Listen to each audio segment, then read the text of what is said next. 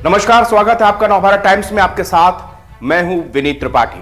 सुब्रत राय सहारा का जलवा चरम पर था। उनके घर पर शादी थी। शादी में तत्कालीन प्रधानमंत्री अटल बिहारी वाजपेयी, गृह मंत्री लालकृष्ण आडवाणी, यूपी के सीएम मुलायम सिंह यादव से लेकर बॉलीवुड के महानायक अमिताभ बच्चन और सभी स्टार वहां पर मौजूद थे। शायद ही कोई ऐसी हस्ती होगी जो उस महफिल में शिरकत ना कर रही हो। लेकिन बड़े हैरत अंगेज वाली बात यह थी कि कोई भी कांग्रेस का नेता उस पार्टी में नजर नहीं आ रहा था, या यूं कहें कि गांधी परिवार का कोई सदस्य पार्टी में नहीं था। ना तो वहां सोनिया गांधी थी, ना वहां राहुल गांधी, प्रियंका गांधी, कोई भी वहां पर मौजूद नहीं था।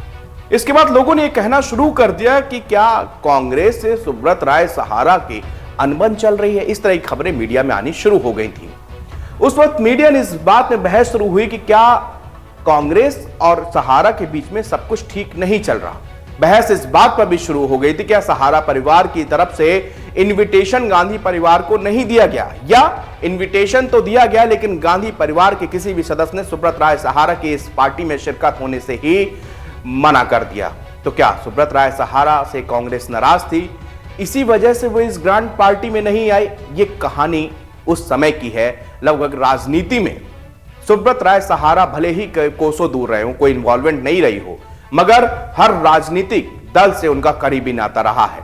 अमूमन हर बड़े व्यवसायी के साथ ऐसा ही होता है, क्योंकि दोनों के एक दूसरे के साथ हित जुड़े होते हैं। सुब्रत राय सहारा के बारे में कहा जाता है कि वो हर राजनीतिक दल को चंदा भी देते थे।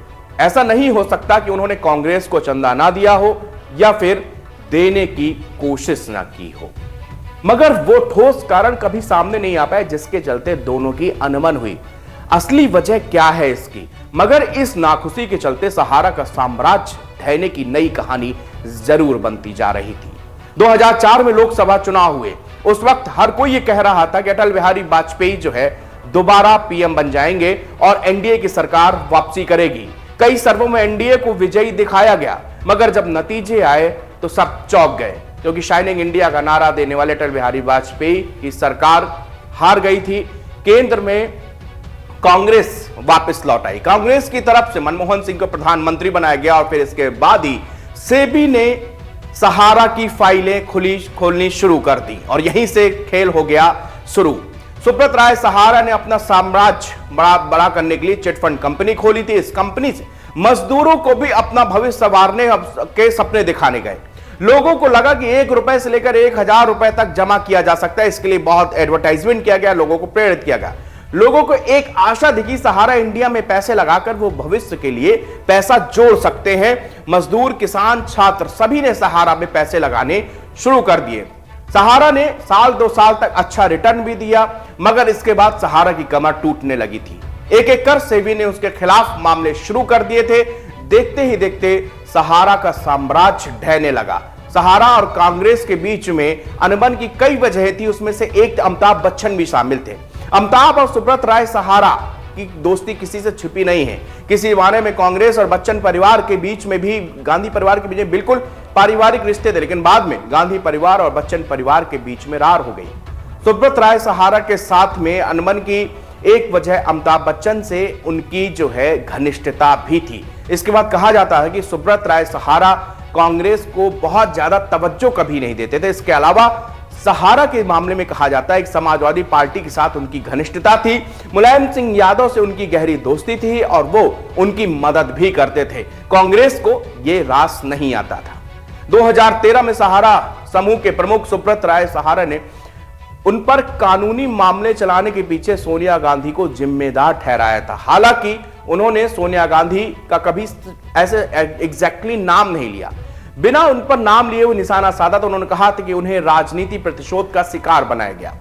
उन्होंने साल 2004 में हुए आम चुनावों के बाद किसी भारतीय को देश का प्रधानमंत्री बनाने का समर्थन किया था। हालांकि सुब्रत राय के बयान को लेकर किसी का नाम सामने नहीं लिखा, लेकिन उनका इशारा साफ तौर पर सोनिया गांधी पे था, क्योंकि वो इटली में जन्मी थी। कांग्रेस अध्यक्ष सोनिया गांधी के ऊपर सुब्रत राय सहारा का इशारा था।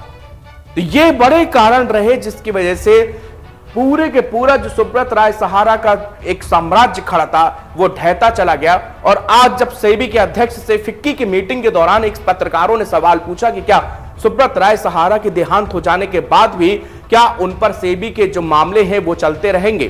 तो उन्होंने कहा था कि ये मामला सुब्रत राय सहारा नहीं, पूरा जो सहारा ग्रुप है उसके ऊपर चल रहा है और इसमें किसी एक व्यक्ति की मौत हो जाने पर हम इस मामले को बंद नहीं कर सकते।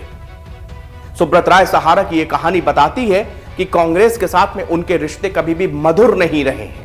इसके तमाम कारण थे, अमिताभ बच्चन से लेकर मुलायम सिंह यादव तक। और इसके बाद में 2004 में जब वो कांग्रेस की सरकार जीतने के बाद उनका सुब्रत राय सहारा का वो बयान सबसे ज्यादा इंपैक्टफुल हो गया और गांधी परिवार से उनके जो तीखे संबंध रहे उसका सबसे बड़ा कारण वो बयान था जिसमें उन्होंने कहा था किसी भारतीय को ही जो है एक देश भारत का प्रधानमंत्री होना चाहिए। उस समय बहुत ज्यादा ये मसला चला था।